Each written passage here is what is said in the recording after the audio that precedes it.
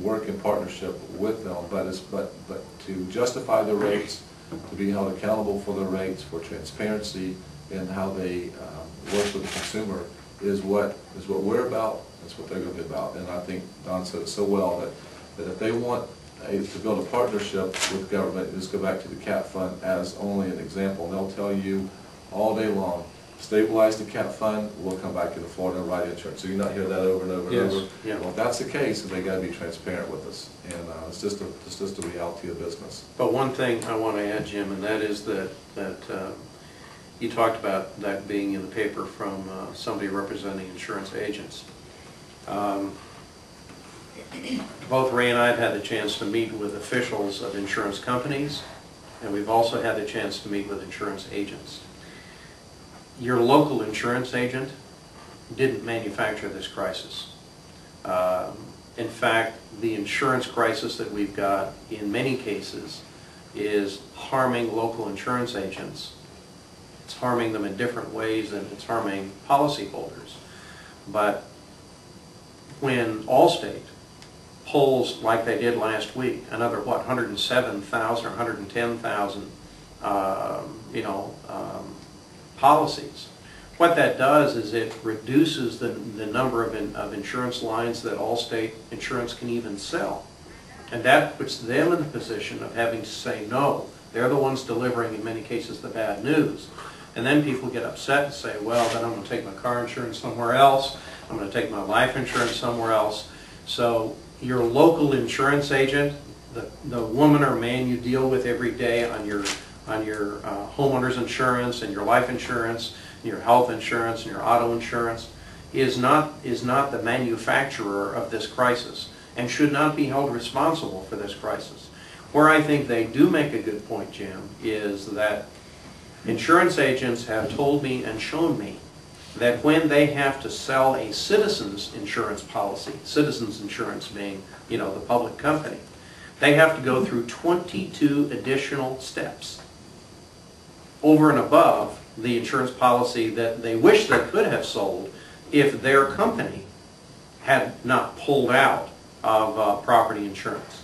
So in some cases, when you're dealing with a government insurance company, you create more paperwork and bureaucracy and problems for insurance agents, and that needs to be looked at too. And I engaged in a pretty lively discussion with the head of Citizens about that. But I agree with Ray. I think that it doesn't matter whether some CEO of some international insurance company finds these policy changes to be uncomfortable. That doesn't matter. We represent people who live here and work here and do business here. We don't represent insurance companies in Delaware. We need to wrap up, but we've alluded to this question, but I don't think anybody's really asked it directly. Have the insurance companies, has the insurance industry taken advantage of the situation here in Florida? I don't know how Ray feels about that. I don't think that there's some conspiracy that's hatched up in a big tall building in New York or London to take advantage of it. I think they simply look at the issue strictly as a profit and loss undertaking. They've taken some losses. Florida's a risky place to do business. Let's gather up as many nuts as we can during the good times because the bad times are coming again. Based on everything that we hear about the future.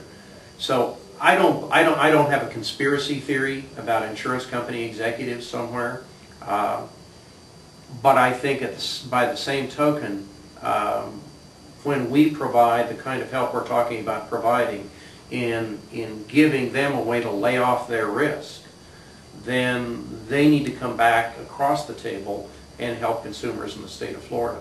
Before we do leave, though, Pat, I'd like to make a couple of points, and that is that the House has in their bill, and the Senate is certainly going to consider 3 provisions related to insurance companies.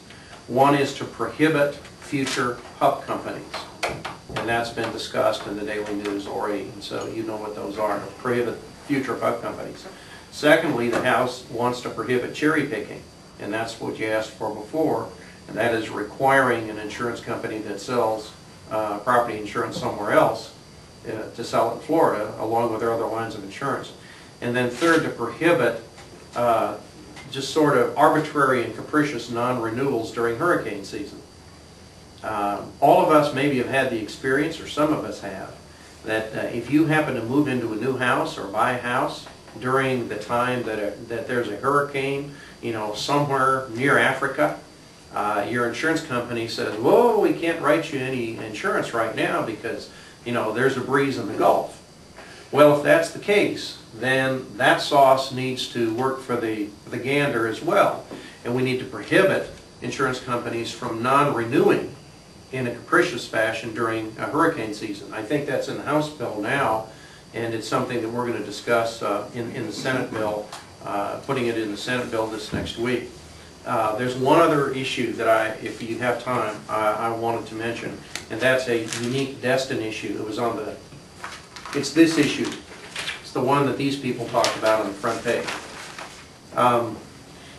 The lines that were drawn for federal flood insurance were drawn, I guess, in ways that only the old-timers can explain. Maybe there were political considerations, I don't know, maybe there were, you know, maybe those lines were drawn at a time when there were certain assumptions made about floodplains. I'm not sure, I'm not an expert in that.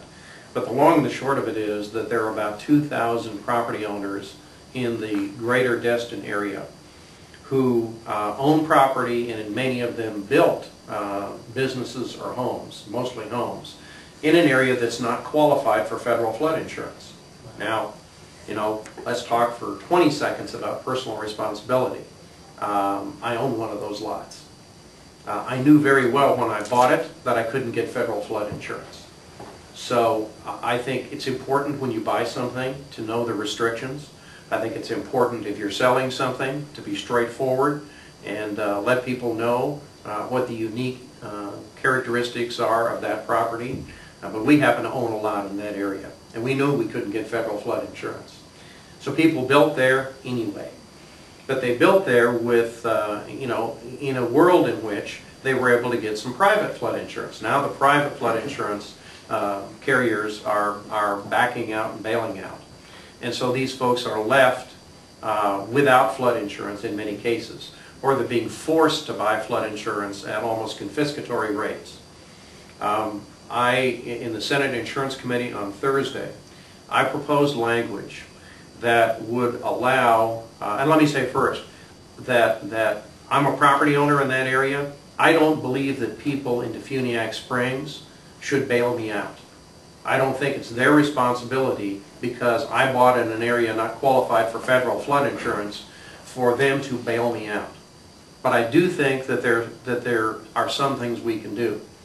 So I proposed that current law be amended to allow for an insurance pool to be created, so that if these 2,000 property owners or people like them elsewhere in similar circumstances in the state of Florida want to create an insurance pool, because accessibility of flood insurance is issue one for them. Affordability is critical, but accessibility is issue one, because they may not be able to satisfy their mortgage holder, they may not be able to sell their property unless they have some insurability, leaving aside price for the moment.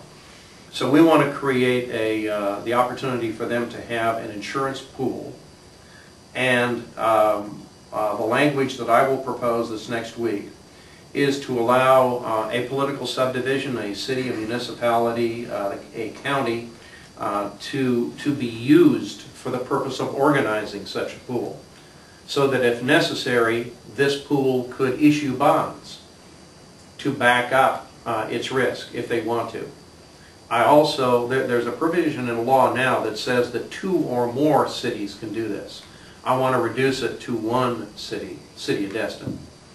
And now the provision of the law says that they have to be able to collect a minimum of $5 million in premiums in that pool.